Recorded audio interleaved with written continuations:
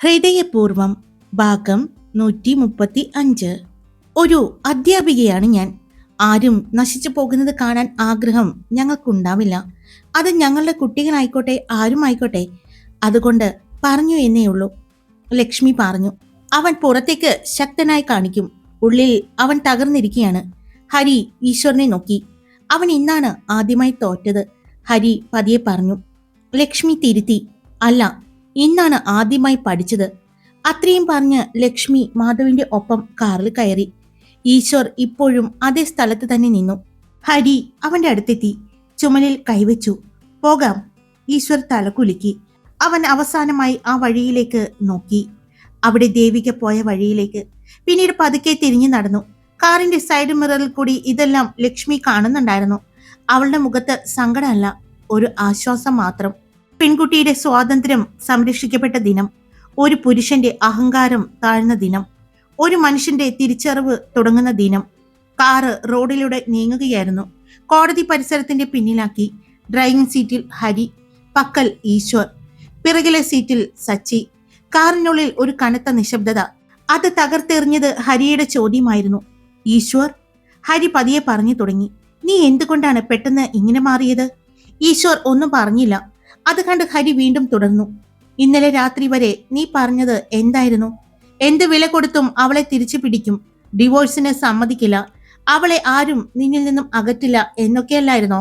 ഹരിയുടെ ശബ്ദത്തിൽ ഒരു ദേഷ്യവും ഇഷ്ടക്കേടും എല്ലാം ഉണ്ടായിരുന്നു. പക്ഷെ ഇന്ന് കോടതിക്ക് മുന്നിൽ നീ ഡിവോഴ്സിന് സമ്മതം അല്ല എന്ന് പറഞ്ഞെങ്കിലും അതിന് ഒരു ബലം ഉണ്ടായിരുന്നില്ല. പിന്നീട് നീ ഒരു വാക്ക് പോലും പറഞ്ഞിട്ടില്ല. എന്താണ് സംഭവിച്ചത്? പിന്നിലിരുന്ന സച്ചിക്ക് ആ ചോദ്യം ഒട്ടും ഇഷ്ടപ്പെട്ടില്ല. അവൻ കണ്ണടച്ചു. ഇത് ചോദിക്കേണ്ട സമയം ഇപ്പോഴല്ല എന്ന് അവന് മനസ്സിലാക്കി. പക്ഷേ അവൻ മിണ്ടിയില്ല. ഒന്നുമില്ല എന്ന് ഈശ്വർ പതിയെ പറഞ്ഞു. ഹരി അവനെ നോക്കി. ഒന്നുമില്ലെന്നോ? ഈശ്വർ കണ്ണുകൾ റോഡിൽ നിന്നും മാറ്റാതെ. ഞാൻ വൈകിയാണ് മനസ്സിലാക്കിയത്, അത്രമാത്രം അവൻ പറഞ്ഞു. പക്ഷെ അവന്റെ മനസ്സ് ഇന്ന് പുലർച്ചെ മുത്തശ്ശി തന്നെ കാണാൻ വന്നത് ഓർത്തു. മുത്തശ്ശിയുടെ വാക്കുകൾ. പുലർച്ചെ മുത്തശ്ശി അവന്റെ മുറിയിലേക്ക് വന്നു. മോനെ, അവർ വിളിച്ചു. ഈശ്വർ ഇങ്ങനെ ഒരു വരവ് നേരത്തെ പ്രതീക്ഷിച്ചിരുന്നു. അതുകൊണ്ട് തന്നെ ഞെട്ടലൊന്നും തോന്നിയില്ല. നീ എന്താ ചെയ്യാൻ പോകുന്നത് എന്ന് നിനക്ക് വല്ല പിടിയും ഉണ്ടോ ഈശ്വർ? അവർ ചോദിച്ചു. അവളെ ഞാൻ തിരിച്ചു കൊണ്ടുവരും, അവൻ ഉറച്ച ശബ്ദത്തിൽ പറഞ്ഞു. മുത്തശ്ശി അവന്റെ അടുത്ത് നിന്ന് അവനെ നോക്കി. ഒരു സ്ത്രീയെ പിടിച്ചു വലിച്ചു കൊണ്ടുവന്നാൽ അവൾ നിന്റെ കൂടെ നിൽക്കും. പക്ഷേ അവളുടെ മനസ്സ് നിന്റെ കൂടെ നിൽക്കുമോ? ഈശ്വർ മിണ്ടാതെ നിന്നു. മോനെ, സ്നേഹം ബലമായി പിടിച്ചു നിർത്താൻ പറ്റില്ല മോനെ. അവളെ എത്ര പിടിച്ചു വലിച്ച് നീ കൊണ്ടുവന്നാലും അവൾ നിന്നെ സ്നേഹിക്കില്ല. ആ വാക്ക് അവന്റെ ഉള്ളിൽ പെട്ടെന്ന് പതിഞ്ഞു. അവളുടെ കണ്ണുകൾ ഇനി കാണുമ്പോൾ ഭയമാണ്. മുത്തശ്ശി പറഞ്ഞു. നീ ഒരിക്കലെങ്കിലും അവൾക്ക് സുരക്ഷയായിരുന്നോ? ഇല്ല. പക്ഷെ ഇപ്പോൾ അവൾ നിൽക്കുന്നത് സുരക്ഷിതമായ കൈവലയത്തിലാണ്. അതുകൊണ്ട് തന്നെ ഒരിക്കലും അവൾ ആ കൈ തട്ടിത്തെറിപ്പിച്ച് നിന്റെ അടുത്ത് വരില്ല. അങ്ങനെ വന്നാൽ ചിലപ്പോൾ അവളുടെ മരണമായിരിക്കും. അത് കേട്ട് ഈശ്വർ ഞെട്ടി. ആ നിമിഷം ആദ്യമായി ഈശ്വർ ദേവികയെ പറ്റി ചിന്തിച്ചു. അതേ മോനെ, ശരിക്കും പറഞ്ഞാൽ അവളിപ്പോൾ സുരക്ഷിതമായ ഒരു കയ്യിലാണ്. അത് മാത്രമല്ല, അവൾ അവനെ സ്നേഹിക്കുന്നുണ്ട്. അവർ രണ്ടുപേരും ഒരുമിച്ച് ജീവിക്കുകയാണ് ഇപ്പോൾ. ഇനി നിനക്ക് അവളെ തിരിച്ചു കിട്ടില്ല, 100% മുത്തശ്ശിക്ക് പറയാൻ പറ്റും. അതുകൊണ്ട് പറയുകയാണ്, ഇനി നീ കാരണം വെറുതെ ആ കുട്ടിയുടെ ജീവിതവും നിന്റെ ജീവിതവും എങ്ങും എത്താതെ പോകരുത്. വിട്ടുകള. നിന്നെ വേണ്ടാത്തവരെ നിനക്കും വേണ്ട. നിന്നെ ഇഷ്ടപ്പെടുന്ന, നിന്നെ മനസ്സിലാക്കുന്ന, നീ സ്നേഹിക്കുന്നത് പോലെ നിന്നെ സ്നേഹിക്കാൻ ആരെങ്കിലും വരും. നീ ചെയ്ത തെറ്റ് അതൊരിക്കലും ഒരു പെണ്ണും പൊറുക്കില്ല. മരണം വരെ. അതിനി നീ സ്നേഹിക്കുന്ന ഒരു പെണ്ണാണെങ്കിലും നിന്നെ സ്നേഹിക്കുന്ന ഒരു പെണ്ണാണെങ്കിലും ഒരിക്കലും ഒരു സ്ത്രീയുടെ അനുവാദമില്ലാതെ അവളുടെ ശരീരത്തെ തൊട്ടാൽ അതൊരിക്കലും മറക്കുകയുമില്ല, അവർ പൊറുക്കുകയുമില്ല. പിന്നെ നീ ചെയ്തത് ശരിക്കും റേപ്പാണ്. അതുകൊണ്ട് അവൾ അത് പറഞ്ഞ് ഒരു പരാതി കൊടുത്താൽ നീ ജയിലിൽ പോകും. പക്ഷെ അവൾ അത് ചെയ്തിട്ടില്ല. നീ ഉപദ്രവിച്ചു എന്ന് അവൾ പറഞ്ഞിട്ടുണ്ടാവും. പക്ഷെ നീ റേപ്പ് ചെയ്തു എന്ന് അവൾ പറഞ്ഞിട്ടില്ല. അങ്ങനെ പറഞ്ഞാൽ അവൾക്ക് വേഗം നിന്നിൽ നിന്ന് മോചനം നേടാം. പക്ഷേ അവൾ ചെയ്തിട്ടില്ല. നീ മനസ്സിലാക്ക് ഒരു പെണ്ണിന്റെ മനസ്സ്. ഇനിയെല്ലാം നിന്റെ ഇഷ്ടമാണ്. അവളെ നീ എത്ര പൊന്നുകൊണ്ട് മൂടാം എന്ന് പറഞ്ഞാലും സ്നേഹം കിട്ടിയ ഒരു പെണ്ണും ആ സ്നേഹം തട്ടിക്കളഞ്ഞ് വരില്ല. അവളും വരില്ല. അങ്ങനെ നീ കൊട്ടിക്കൊണ്ടുവരാൻ ശ്രമിച്ചാൽ അന്ന് അവളെ നിനക്ക് എന്നേക്കുമായിട്ട് നഷ്ടപ്പെടും. ഇനിയെല്ലാം നിന്റെ ഇഷ്ടം. മുത്തശ്ശിയുടെ ആ വാക്കുകൾ അവന്റെ മനസ്സിൽ തൊട്ടു. അതിന്റെ മാറ്റം തന്നെയായിരുന്നു ഇന്ന് കോടതിയിൽ. എന്നാൽ ഹരി പുറത്തേക്ക് നോക്കിയെങ്കിലും അവന്റെ ചിന്തകൾ മറ്റൊരിടത്ത് ആയിരുന്നു. ലക്ഷ്മി, ദേവികയുടെ കൂട്ടുകാരി. ദേവികയെ കാണാൻ വന്നപ്പോൾ എപ്പോഴും കൂടെയുണ്ടായിരുന്നു. ആ ശാന്തമായ മുഖം, ആ ഉറച്ച ശബ്ദം. ഹരിയുടെ മനസ്സിൽ അവൾ ഏറെ കാലം മുമ്പേ ഇടം നേടിയിരുന്നു. ഈ കണക്കുകൂട്ടലുകൾ ലളിതമായിരുന്നു. ഈശ്വർ ദേവികയെ വിട്ടുകൊടുക്കില്ല. ദേവിക തളരും. അവളെ ആശ്വസിപ്പിക്കാൻ ലക്ഷ്മി അടുത്തുണ്ടാകും. കൂടെ താനും. അവിടെ നിന്ന് എന്തൊക്കെ സംഭവിച്ചാലും താൻ അവളെ വിവാഹം കഴിക്കാം എന്ന് പറയുക. പക്ഷേ അവൾ അത് ഒരിക്കലും സമ്മതിക്കില്ല എന്ന് അവന് തന്നെ അറിയാമായിരുന്നു.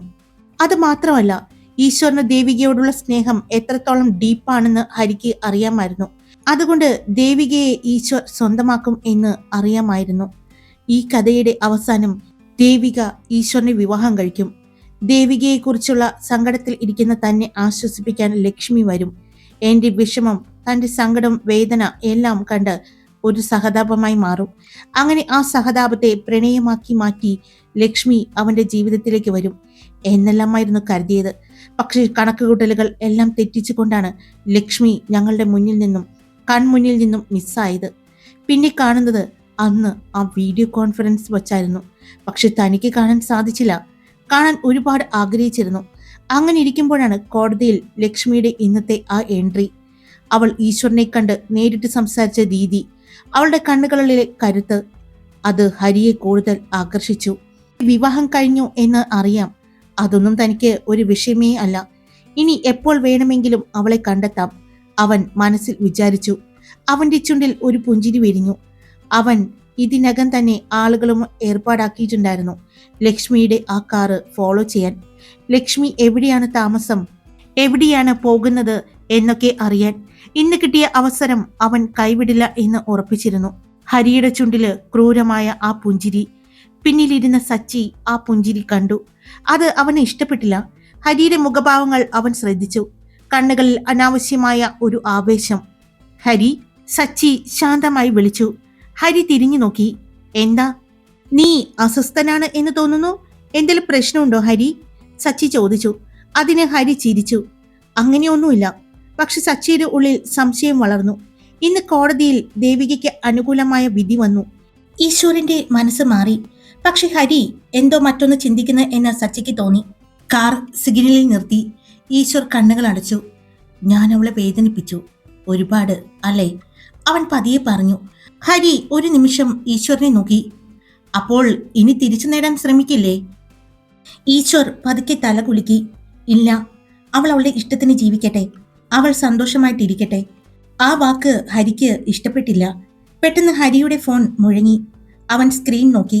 ഒരു നിമിഷം അവന്റെ മുഖം മാറി. വണ്ടി സൈഡ് ഒതുക്കി. ഇപ്പൊ വരാം എന്ന് പറഞ്ഞ് അവൻ വണ്ടിയിൽ നിന്നും ഇറങ്ങി.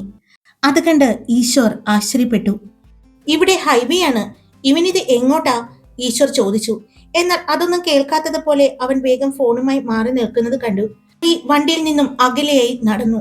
അവൻ സംസാരിക്കുമ്പോൾ ശബ്ദം താഴ്ത്തി. ഒന്നോ രണ്ടോ തവണ പിന്നിലേക്ക് നോക്കി. സച്ചിയുടെ കണ്ണുകൾ അവനെ പിന്തുടർന്നു. ഫോൺ വെച്ച് മടങ്ങിയപ്പോൾ അവന്റെ മുഖത്ത് വിചിത്രമായൊരു സംതൃപ്തി ആയിരുന്നു. ഈശ്വർ ചോദിച്ചു, എന്താടാ കാര്യം? അത് ഓഫീസ് കാര്യം. ഹരി ചുരുക്കം വാക്കിൽ മറുപടി പറഞ്ഞു. സച്ചി ഒന്നും പറഞ്ഞില്ല. ലക്ഷ്മി മാധവിന്റെ മുഖത്തേക്ക് നോക്കി.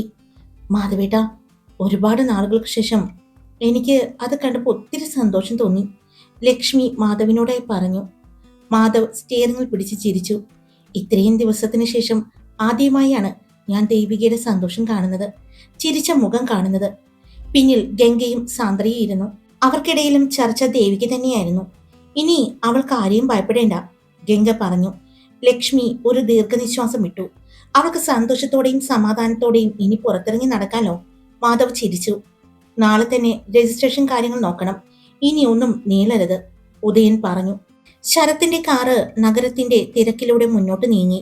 ദേവിക കാറിന്റെ ഗ്ലാസ് വഴി പുറത്തേക്ക് നോക്കിയിരുന്നു. മുഖത്ത് പുഞ്ചിരി. ആ പുഞ്ചിരി വിജയത്തിന്റെ അല്ല, സ്വാതന്ത്ര്യത്തിന്റെയാണ്. എന്താണ് ചിന്തിക്കുന്നത്? ശരത്ത് ചോദിച്ചു. ദേവിക അവനെ നോക്കി. ഇനി പുറത്തേക്കിറങ്ങാൻ ആരെയും പേടിക്കാതെ എനിക്ക് സ്വതന്ത്രമായിട്ട് നടക്കാലോ. ശരത്ത് അവളുടെ കയ്യിൽ പിടിച്ചു. ഇനി നിന്റെ എല്ലാ വഴിയിലും ഞാനും കൂടെ ഉണ്ടാകും. പക്ഷെ അതൊരിക്കലും നിനക്ക് നിന്റെ സ്വാതന്ത്ര്യത്തിന് തടസ്സമാകില്ല. അത് കേട്ട് ദേവികയുടെ കണ്ണുകൾ നിറഞ്ഞു. ഇത് കണ്ണീരല്ല, ആശ്വാസമായിരുന്നു. കാറ് സിഗ്നലിൽ നിർത്തിയപ്പോൾ ശരത്ത് ഫോൺ എടുത്ത് മാധവിന്റെ അച്ഛനെ വിളിച്ചു. അമ്മാവാ. അവന്റെ ശബ്ദത്തിൽ ആവേശവും സന്തോഷവുമായിരുന്നു. കേസ് തീർന്നു, ഡിവോഴ്സ് അനുവദിച്ചു. മോനെ, ഞങ്ങള് മാധവ് വിളിച്ചിട്ടുണ്ടായിരുന്നു. വേറെ കുഴപ്പമൊന്നുമില്ലല്ലോ? ഞാനും ടീച്ചറമ്മയും ടെൻഷൻ അടിച്ചിരിക്കുകയായിരുന്നു. ഇനി വിളിക്കാത്ത ദൈവങ്ങളില്ല. എന്തായാലും നമ്മുടെ പ്രാർത്ഥന കേട്ടല്ലോ. സന്തോഷം പറഞ്ഞറിയിക്കാൻ പറ്റുന്നില്ല മക്കളെ. വേഗം വരാൻ നോക്ക്. സീതാമ്മയുടെ സന്തോഷഭരിതമായ ശബ്ദം കേട്ടു. ശരത്തെ, ദേവിക മോള് എങ്ങനെയുണ്ട്? സീതാമ്മ ചോദിച്ചു. ശരത്ത് ഫോണ് അവളുടെ കയ്യിലേക്ക് കൊടുത്തു. സീതാമ്മേ. അവളുടെ ശബ്ദം കേട്ട് മറുവശത്ത് ചെറിയൊരു തേങ്ങൽ. മോളെ, ഇനി നീ ഞങ്ങളുടെ മകളാണ്, ഞങ്ങളുടെ ശരത്തിന്റെ ഭാര്യയും. ഇനി കരയരുത്. ഇപ്പോ എല്ലാ ബന്ധനങ്ങളിൽ നിന്നും നീ മോചിതയായിരിക്കുകയാണ്. ആ വാക്ക് ദേവികയുടെ മരവിച്ച് ഹൃദയത്തിന് ചൂടായി പതിച്ചു. നാളെ തന്നെ നിങ്ങളുടെ വിവാഹം രജിസ്ട്രേഷൻ നോക്കാം. ഇനി ഒന്നും താമസിക്കേണ്ട, മാധവിന്റെ അച്ഛൻ പറഞ്ഞു. ശരത്തും അതേ എന്ന് പറഞ്ഞ് ചിരിച്ചു. മാധവിന്റെ വീട്ടിലെ ഗേറ്റ് തുറക്കുമ്പോൾ തന്നെ അച്ഛൻ വരാന്തയിൽ കാത്തു നിന്നിരുന്നു. കാറിൽ നിന്നും ഇറങ്ങിയ ദേവിയെ കണ്ടപ്പോൾ അദ്ദേഹത്തിന്റെ കണ്ണുകൾ നിറഞ്ഞ സന്തോഷം ഒളിപ്പിക്കാനായില്ല. സീതാമ്മയും ടീച്ചറമ്മയും ഓടി വന്നു. കഴിഞ്ഞു അല്ലേ എല്ലാം? അവർ ചോദിച്ചു. കഴിഞ്ഞു അച്ഛാ, മാധവ് പറഞ്ഞു. ഇനി നാളെ തന്നെ രജിസ്റ്റർ മാരേജ് കാര്യങ്ങൾ തുടങ്ങണം, വൈകാൻ പാടില്ല. മാധവ് ഇതിനകം തന്നെ അച്ഛനോട് സംസാരിച്ചിരുന്നു. രജിസ്റ്റർ ഓഫീസിൽ നാളെ പോകാം, അച്ഛൻ പറഞ്ഞു. എല്ലാ രേഖകളും ഞാൻ റെഡിയാക്കാം. ലക്ഷ്മി ദേവികയെ ചേർത്ത് പിടിച്ചു. ഇനി നിനക്ക് സ്വതന്ത്രമായി നടക്കാം. ദേവിക ചിരിച്ചു. ഇനി നീ ഒളിച്ചു നടക്കേണ്ടതില്ലാട്ടോ. ഇനി രണ്ടുപേർക്കും കൈ കോർത്ത് പിടിച്ച് നടക്കാം, ഗംഗ തമാശയായി പറഞ്ഞു. എല്ലാവരും അത് കേട്ട് ചിരിച്ചു. ആ രാത്രി വീട്ടുമുറ്റത്ത് മൃദുവായ കാറ്റ് വീശി. ദേവിക മുറ്റത്ത് ഒറ്റയ്ക്ക് നിന്നു.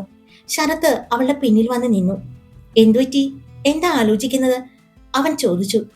ഒന്നുമില്ല എന്ന് ദേവിക തലകുലുക്കി. ഇല്ല, ഈ നിമിഷം നീ ഒരുപാട് ആഗ്രഹിച്ചിരുന്നില്ലേ ദേവു? ശരത്ത് ചോദിച്ചു.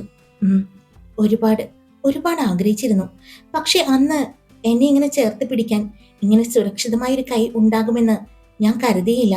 ഇങ്ങനെ പ്രണയത്തോടെ നോക്കുന്ന ഒരാൾ ഉണ്ടാകുമെന്ന് ഞാൻ കരുതിയില്ല, അവൾ പറഞ്ഞു. ശരത്തിന്റെ കണ്ണുകൾ നിറഞ്ഞു. അവൻ അവളെ ചേർത്ത് പിടിച്ചു.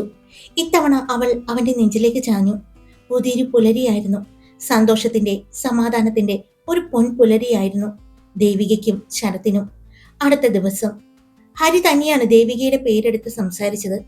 അവൾ ഇപ്പോൾ എവിടെയാണ് താമസം? അവൻ ഒന്നും അറിയാത്തതുപോലെ ചോദിച്ചു. ഈശ്വർ അല്പം കടുപ്പത്തോടെ അവനെ നോക്കി. അത് ഇനി നമ്മൾ അന്വേഷിക്കേണ്ട കാര്യമില്ലല്ലോ. അല്ല, നിനക്കെന്തിനാ അത് അറിഞ്ഞിട്ട്? സച്ചി ചോദിച്ചു. അല്ല, അങ്ങനെയല്ല, ഒന്ന് അറിഞ്ഞിരിക്കാൻ വേണ്ടി ചോദിച്ചു എന്നേ ഉള്ളൂ. ഹരി ചിരിച്ചു. സച്ചിക്ക് ആ ചിരി ഇഷ്ടപ്പെട്ടില്ല. ഹരിക്ക് എന്തിനിപ്പോ അവളുടെ താമസ സ്ഥലം അറിയണം? അന്ന് രാത്രി സച്ചി ഒറ്റയ്ക്കിരുന്നു. അവൻ ഓരോ സംഭവങ്ങളും കൂട്ടിച്ചേർത്തു. ഫോൺ വന്നാൽ ഹരി അകലെ പോകുന്നത്, അനാവശ്യമായി ദേവികയുടെ താമസം ചോദിച്ചത്, ലക്ഷ്മിയെ നോക്കിയുള്ള നിൽപ്പ്, അവൾ ഏത് സ്കൂളിലാണ് ജോലി ചെയ്യുന്നത് എന്ന് അറിയാനുള്ള ചോദ്യങ്ങൾ. ഹരി ഇതിനിടയിൽ എന്തോ കളിക്കുന്നുണ്ട് എന്നൊരു തോന്നൽ. എന്നാൽ അത് എന്ത്? ഈശ്വരന് മുന്നിൽ നിർത്തി, അല്ലെങ്കിൽ മറ്റാരെയോ ലക്ഷ്യമിട്ട്? അടുത്ത ദിവസം രാവിലെ സച്ചി തന്റെ മനസ്സിൽ തീരുമാനിച്ചു, ഇനി ഹരിയെ ശ്രദ്ധിക്കണം. ഈശ്വർ ഇപ്പോൾ മാറാൻ ശ്രമിക്കുന്നു. അവന് വീണ്ടും ഒരു പ്രശ്നത്തിലാക്കാൻ അനുവദിക്കരുത്. ഹരിയെ പുറത്തുനിന്ന് നോക്കുന്നവർക്ക് വിശ്വസ്ത സുഹൃത്ത്, പക്ഷേ അവന്റെ കണ്ണിൽ ഒളിഞ്ഞിരിക്കുന്ന മറ്റൊരു ഭാവമുണ്ട് എന്ന് സച്ചിക്ക് വ്യക്തമാകാൻ തുടങ്ങി. പക്ഷെ അത് എന്ത്? അങ്ങനെയുണ്ടെങ്കിൽ അത് തെളിയിക്കാൻ തെളിവ് വേണം. അതിനായി അവൻ കാത്തിരുന്നു. മറുവശത്ത് ഹരി അടുത്ത നീക്കം ആലോചിച്ചു കൊണ്ടിരുന്നു. എല്ലാവരും സന്തോഷത്തിൽ മുങ്ങിയിരുന്നെങ്കിലും ലക്ഷ്മിയുടെ മനസ്സിൽ ഒരു ചെറിയ സംശയം തങ്ങി നിന്നു. കോടതി മുറ്റത്ത് നിന്ന് പുറപ്പെട്ടപ്പോൾ ഒരു കറുത്ത കാറ് ദൂരത്ത് പിന്തുടരുന്നത് അവൾ ശ്രദ്ധിച്ചിരുന്നു. തോന്നലാകും എന്ന് കരുതി പിന്നീട് അവളത് വെറുതെ വിട്ടു. ഹരി ഈശ്വരനോടും സച്ചിയോടും യാത്ര പറഞ്ഞ് വീട്ടിലേക്ക് തിരിച്ചു. അവന്റെ മനസ്സിൽ കണക്കുകൂട്ടലുകൾ ആയിരുന്നു. ഇനി തന്റെ ലക്ഷ്യം പൂർത്തിയാക്കിയേ പറ്റൂ. കളി തുടങ്ങാൻ ഇരിക്കുന്നതേയുള്ളൂ, അവൻ സ്വയം പറഞ്ഞു. ഹായ്, എല്ലാവരും സുഖമായിട്ടിരിക്കുന്നു? ഞാൻ സുഖമായിട്ടിരിക്കുന്നു. അപ്പോൾ സ്റ്റോറി ഇട്ടിട്ടുണ്ട്. ഇഷ്ടപ്പെട്ടാൽ ലൈക്ക് ചെയ്യാനും കമന്റ് ചെയ്യാനും പിന്നെ ഹൈപ്പ് ചെയ്യാനും സബ്സ്ക്രൈബ് ചെയ്യാതെ കേൾക്കുന്നവരുണ്ടെങ്കിൽ സബ്സ്ക്രൈബ് ചെയ്യാനും മറക്കല്ലേ. Love you all. It's me Karthika.